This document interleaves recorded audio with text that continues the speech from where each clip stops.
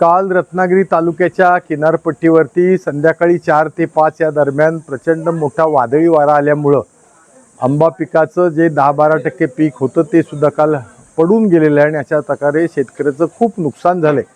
साधारणपणे मला वाटतं कालच्या एका दिवसात किमान साधारणपणे 200 ते 300 टन आंबा हा या वादळामुळे एका रत्नागिरी तालुक्यामध्ये पडलेल्याचा सरासरी माझा अंदाज आहे।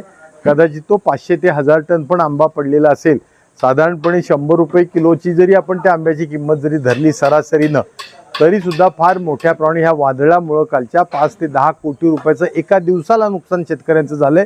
त्यामुळे शासनाला, मुख्यमंत्र्यांना, महसूल मंत्र्यांना, पशुधन मंत्र्यांना माझी विनंती आहे की कोणत्याही प्रकारचं फिजिकल आता या ठिकाणी सर्व्हिसिंग करण्यापेक्षा सॅटेलाइटद्वारे आज तंत्रज्ञान विकसित झालेलं आहे आणि त्यामुळे सॅटेलाइट इमेजिंग जे आहे याच्या माध्यमातून हे नुकसान भरपाईची तत्काळ गणना होऊन 2 हेक्टरची जी अट घातलेली आहे शेतकऱ्यांनी अल्पभूधारकाची, हे शेती बागायतीसाठी त्या ठिकाणी ठीक आहे, पण कोरडवाहू फळबागा ज्या ठिकाणी आहेत त्या ठिकाणी ही 2 हेक्टरची जी अट आहे ती किमान मला असं वाटतं एक 10 हेक्टरची अट झाली पाहिजे। म्हणजे 25 एकरपर्यंत शेतकऱ्याचं जे फळबागायतीचं जे क्षेत्र आहे या क्षेत्रापर्यंत ही नुकसान भरपाई जाहीर झाली पाहिजे आणि प्रत्येकाला किमान एका झाडाला 5000 रुपये प्रति झाडाला, 3000 रुपये काजूच्या झाडाला आणि ज्या ठिकाणी आमचे जे व्यापारी आहेत जे दुसऱ्याची आंब्याची बाग खरेदी करतात आणि व्यापार करतात, राष्ट्रीयकृत बँका, सहकारी बँका त्यांना कॅश क्रेडिट पीक कर्ज देतात। त्यामुळे त्यांची सुद्धा आज थकबाकी मोठ्या प्रमाणात 30 जूनला होणार आहे।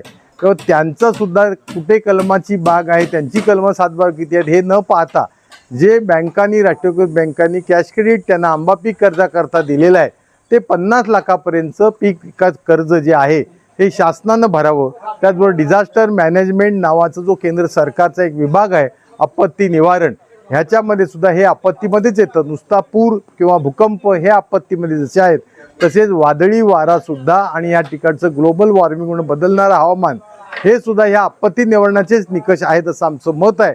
तर राज्य सरकारने केंद्र सरकारकडे तात्काळ ह्या कोकणामधले झालेल्या ह्या आंबा काजूचं नुकसानीचं त्या ठिकाणी रिपोर्टिंग केलं पाहिजे।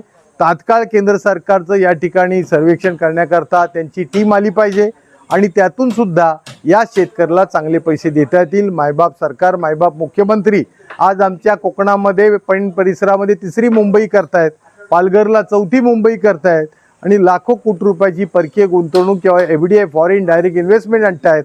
त्याच्यातून किती रोजगार येणार आहे, काय होणार आहे, निसर्गाचं काय नेमकं होणार आहे, पर्यावरण काय होणार आहे हे आम्हाला माहिती नाही।